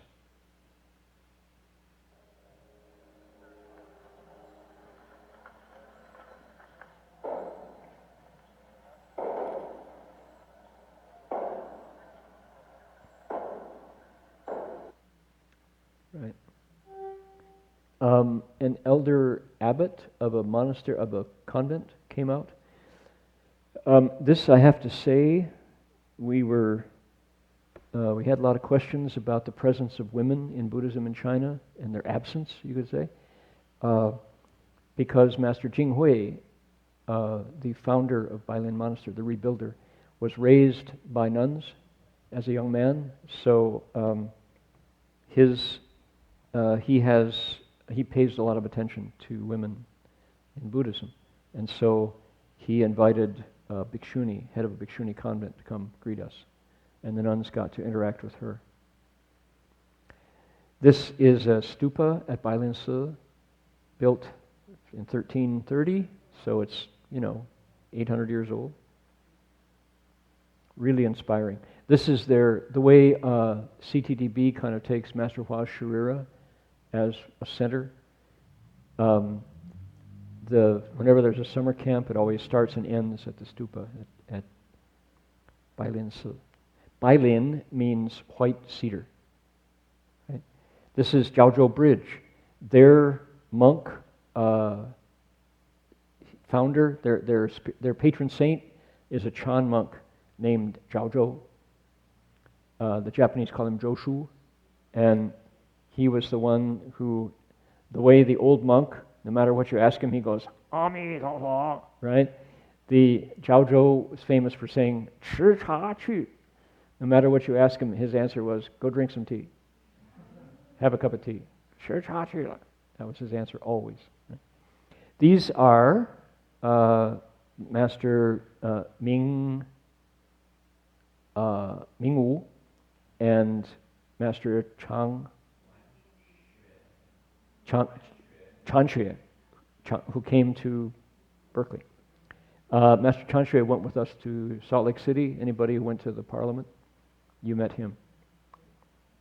Old friends, reunion. Master Ming Hai, everybody loves to listen to him talk. He can really tell stories. Then we left and went to Zhenru Chansi. We bow every morning ceremony. Ding li Zhenru Tang Shang, Shang Shu Sha Yun Jie Yan He Shang. This is Zhenru. When we flew from Nanchang Airport all the way down to, from Shijiazhuang Airport to Nanchang.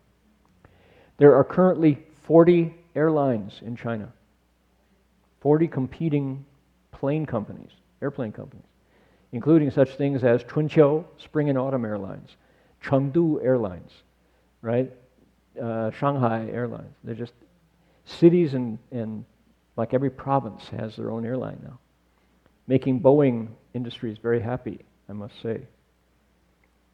Okay, here's Heng Lai offering incense. This is Master Chunwan, who's been here for the centennial. Bailin Monastery, Zhenru Monastery is where Chan is still celebrated in the traditional way. Nothing has changed from the past to the present in their practice of Chan. The Chan Hall has monks who stay there year-round, right? And they sleep there, they cultivate there.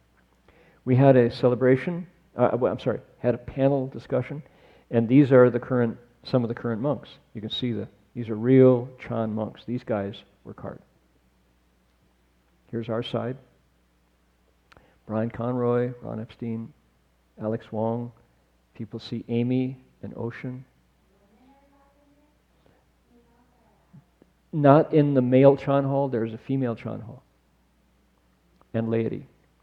Here is Master Chunwan doing calligraphy. Nice picture. Here is Master Empty Cloud. Anybody recognize who this monk is here?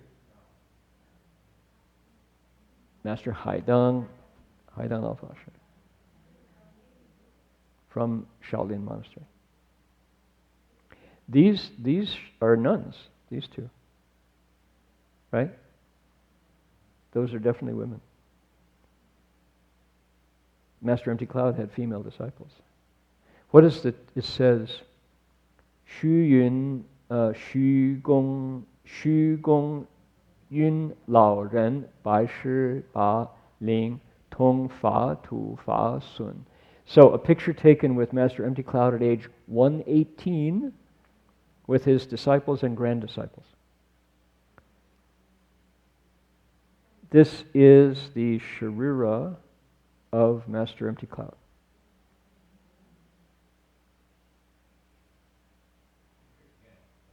What was that?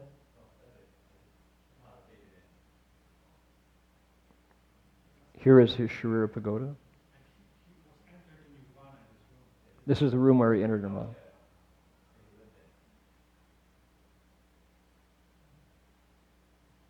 We went back down the mountain, because Yunjushan is a mountain, to Yomin Monastery in Nanchang, and Master Chunyi drove down. Yomin Si. It's been there since the 4th century. Ancient monastery. Been very much rebuilt, expanded. This incredible image of Master Empty Cloud?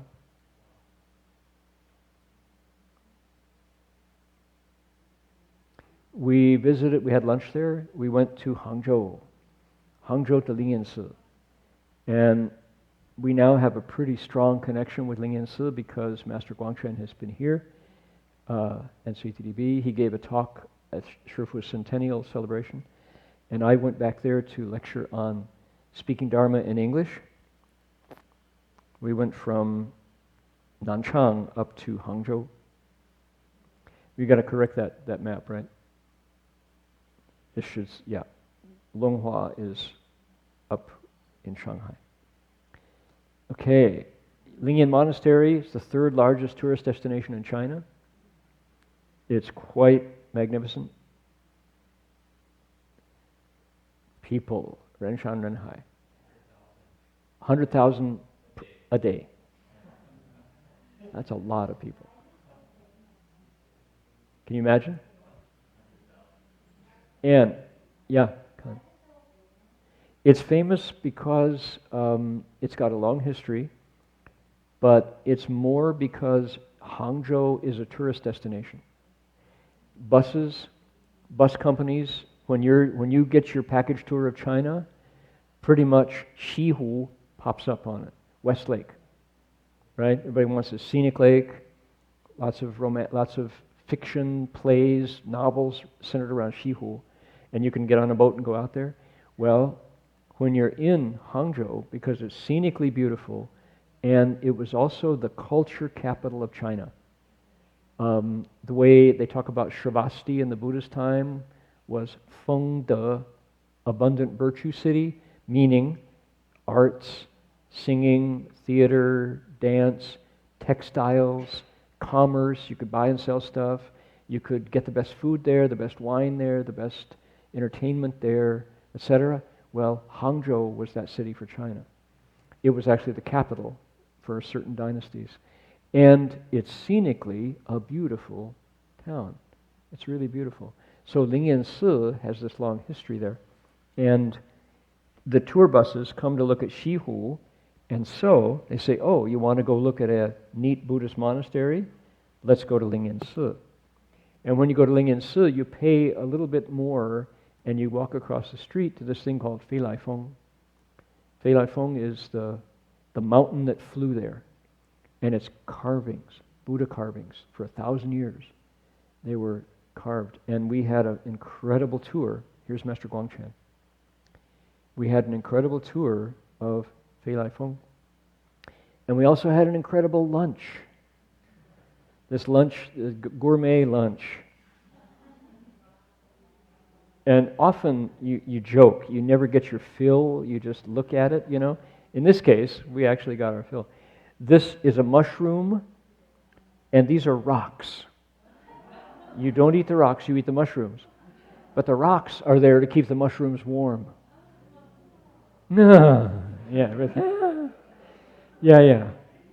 Oh my God. So the actual meal had a printed menu that had its own envelope. So you pull the menu out of the envelope and you unfold it, and each dish has its own fancy name. Indeed, and each dish comes, served per plate. Its own fancy plate for each dish. It's ceramics. Qinheshen. It's in the monastery, and like I say, Hangzhou culture is this way. How do you cultivate there? The answer is the monk who we came that night and we arrived, and the monk who greeted us said, well, there's a little joke they talk about here, which is what? After the last xiang ke, incense guest, goes home, the monks start to cultivate. So we all cultivate at night. Because if you're a monk, you are dealing with 100,000 guests that day. Can you imagine? Just keeping the place filled with toilet paper so the 100,000 guests would be able to, one of the most important things that happened in the recent history of Lingyansi was the rule that every guest gets 3 sticks of incense only. Before that, it was a mob scene. I've been in Lingyan Si when you couldn't see the Buddhas because of the smoke. People would buy iba, a package, 60 incense sticks. And see this thing right here? That's the incense lighting station. And they would light 60 sticks of incense at once because why? This is your gift to the Buddha. And the Buddha wants it all, And so you would divide up your sticks in front of this image and that image, and the smoke. So the Chinese government, the Fojiao Xiehui, right, who we visited first, would go, they met and they said, no more. 3 sticks only. You can use them at any image you want. Decide which stick, which image, right? And the people, the incense sellers, went on strike. They said, you are ripping out our means of livelihood. And the Chinese Buddhist Association said, tough noogies, change, make flowers. So certain places did. They offer flowers now. And people buy flowers instead of incense and offer them to the Buddhas. So, okay. So, but that was a big, good, positive change. The meal. Oh boy. We went to Fajing Monastery, way up on a mountaintop. Established, what's that? Oh, I'm sorry. This is the convent. Right. I was working with the program in New York that we're going ahead to do. The others, Madeleine and I stayed behind with Jinwei Shi. But everybody else went to the nunnery convent where they're translating.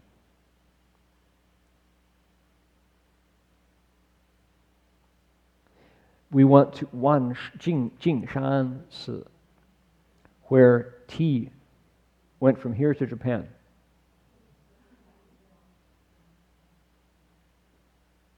Rebuilt, quite incredible. Sangha. Who is mindful of the Buddha? Yeah, that's right. The Huatou was created as a method. It has deep history, right? Fei Lai Feng, this should go in front. Oh, I guess that's in order, we went to Fei Lai Feng.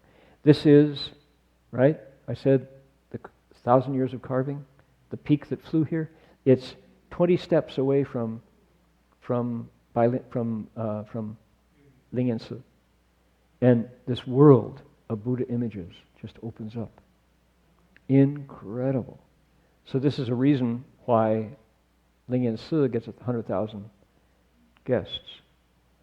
Okay, we went to what many of us I think was our favorite stop in Zhejiang, Tiantai Guoqing Si. Tiantai Shan is, of course, where the Tiantai teachings, Tiantai Jiaguan, were created, down here. First of all, nature is very clean down there. There are some people who tell you the water's clean to drink. And the Taoists are down there, and they get along. The Taoists and the Buddhists work together there. This temple, anybody who's ever read Chinese poetry, the mad monk Hanshan and Shide, right? And then Hanshan, Shide, and Fenghan, the 3 mad monks, that was here. Hanshan, the crazy monk, right? Cold Mountain poetry, Gary Snyder translated. That's here. This is a Sui dynasty stupa. Master Zhezhe propagated his teachings here. Hanshan, Shide, and Fenghan.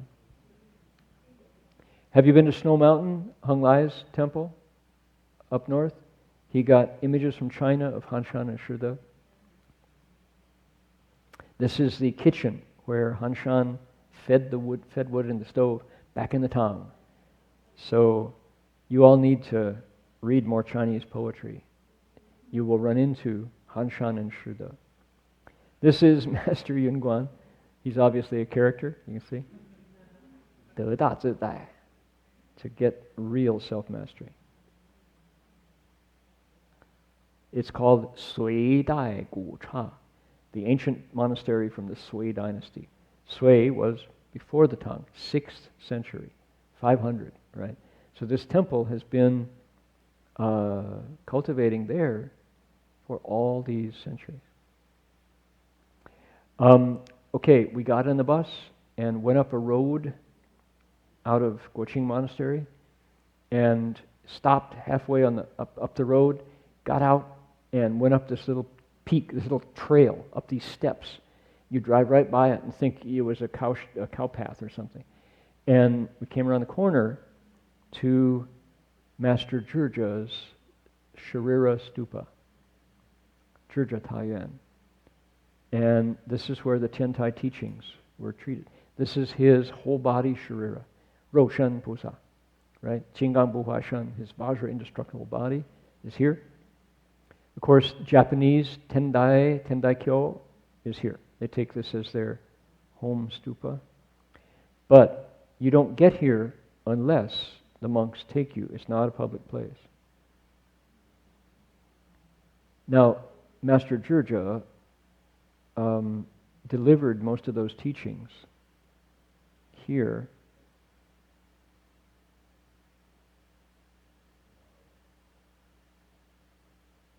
It's not gonna, okay, we have to, the video went goofy.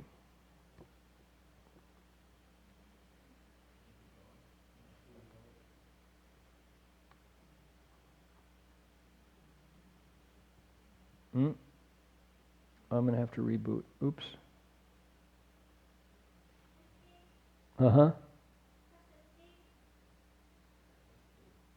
Nope. I pressed that first and it didn't work. Oh, too bad. Maybe it'll run its course here. Nope. Okay. Give me a second. Oh, yay! Get out of there. Okay. That's Master. It's a rock out on the hillside where he spoke, where he taught many of the teachings. People in America don't know about the Tiantai teachings yet. Clearly, it's the watershed for Buddhism in China. One of the most important aspects of Chinese Buddhism. What was going on there? Until the Tiantai, which is before the Tang, this is 6th century, Chinese Buddhism was still looking back at India and always kind of apologizing. Well, we don't have the real teachings the way they did in India. Master Xuanzang, because of that, went to India. Well, from Master Zhizhe and his meditation and his bowing of repentances, from that time on, Buddhism became Chinese.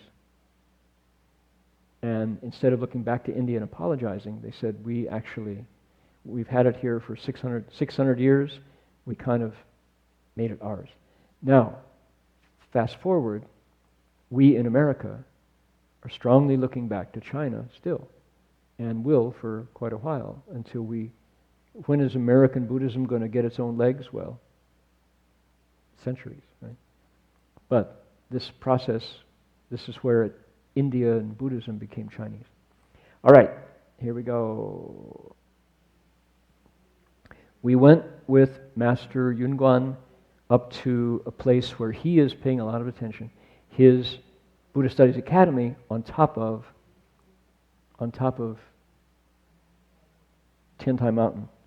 These are his students, and he invited me to speak to him. Time went too fast.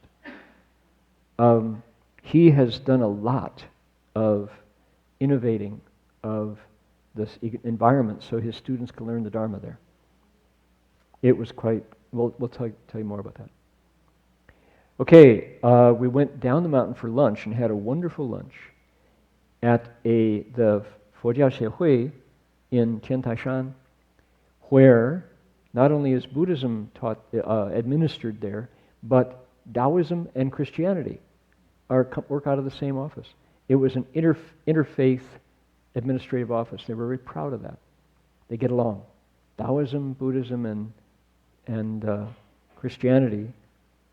Here it says, what is it? 天台县宗教文化交流天台县少数民族，天台县基督徒基督教，天台县基督教受国运动，天台山道教。So the Buddhist Association, the Taoist Association, the Christian Association, the related Christian movements, the Minority Association, and the Religion Association all work together. No conflict. Pretty good.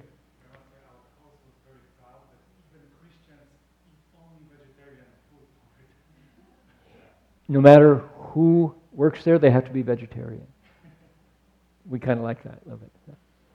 This is the Tongchan Bujang there. And we also had a wonderful lunch of vegetables that were pulled out of the ground that morning. That's when you showed him the Six-Patriarch Sutra, and he showed you his studies on his Dharma. Yeah, this is the Bujang is the, what was he showing me? He was showing the Six-Patriarch Sutra. You were giving him the sutra. And he was really excited. Oh, that's right. He was reciting the sutra, correct. Yep. He was excited. And this is the view from, there's a stupa on the mountainside. This is Buddhist territory. Very special. Then we wound up in Shanghai, we're almost done. Longhua Monastery, Master Zhao Cheng. Big Shanghai, Da Shanghai, Longhua. My first visit was 1990 there. There he is, Master Zhao Cheng, he spent the night here one night back in 1995. We went to Jing'an and Yufo monasteries. Here is Shanghai, 3 big monasteries. Notice the environment, very different from Guoqing Monastery. This is the Jade Buddha.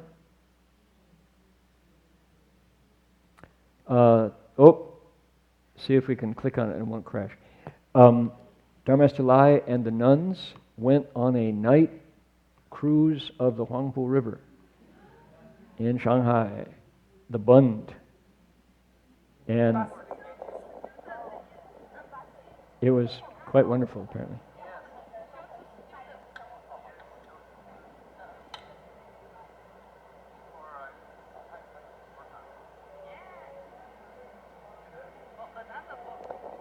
Shanghai by night. Very cool. And, say goodbye. Master Pujang traveled with us the whole way. These are lay families in Shanghai. There he is with our nuns. And Miss Law, who was our guide as well. Alex Wang and Pujang Pasher had some affinities. Pujang said, "You should leave home now. Don't wait. You've got the look of a monk," he said. The end. Okay, there we go. So that's just the start of our stories from China, stories and pictures. We'll continue next week, and we also have a bunch of videos to show, little video clips. All right, so now, next week we're going to find out as well what the Bodhisattva prepares in order to do the teaching he's going to do, and we'll try to cover all 12 of those verse stanzas. After that, then we talk about the verse form, about the incredible teaching that he does. So the preparation next week and then the following week will be how he applies that. All right, we all want to stand and we'll bow to the Buddha and see you all next week.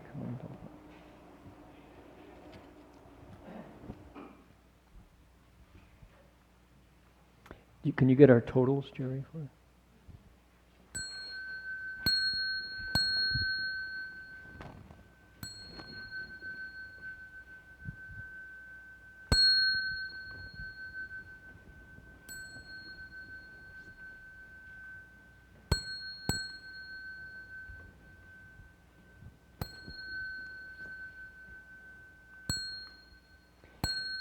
Bow in respect to the Venerable Master.